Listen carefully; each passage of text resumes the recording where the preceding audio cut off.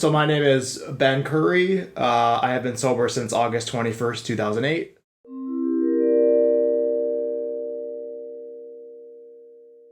So it came out of a while ago in response to kind of America's response to this pandemic and this issue of addiction.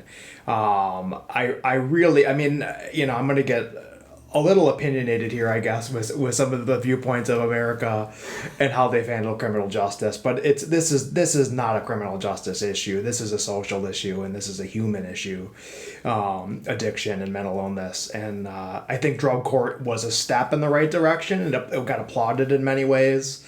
But in cynical times, I've called it the next best thing to treating people like humans, just because it doesn't, it really is a lot of hoops to jump through. If you're in it right now, I'm feeling for you. It's not easy. I think the best way to handle it is to just really embrace your recovery in the best you can, and to be honest with everybody.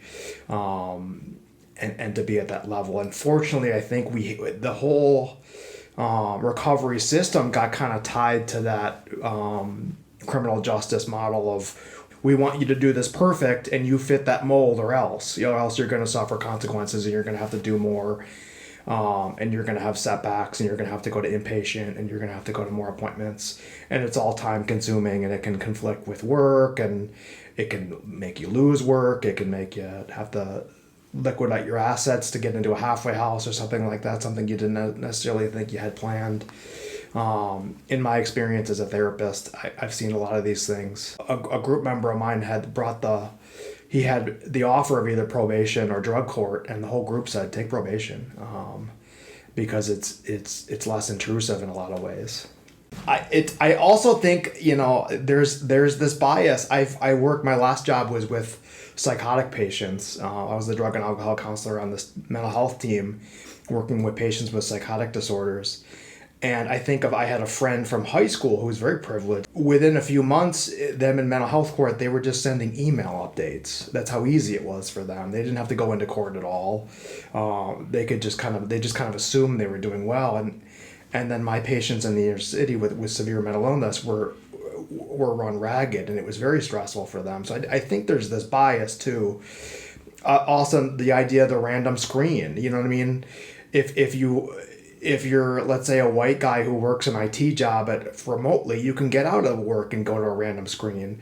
If you're a landscaper who's holding on to paycheck and needs to be at every site at all times, that's going to put your job in real jeopardy to have to leave at 11 o'clock for a random screen during the middle of a mode. And that's happened many times to my patients.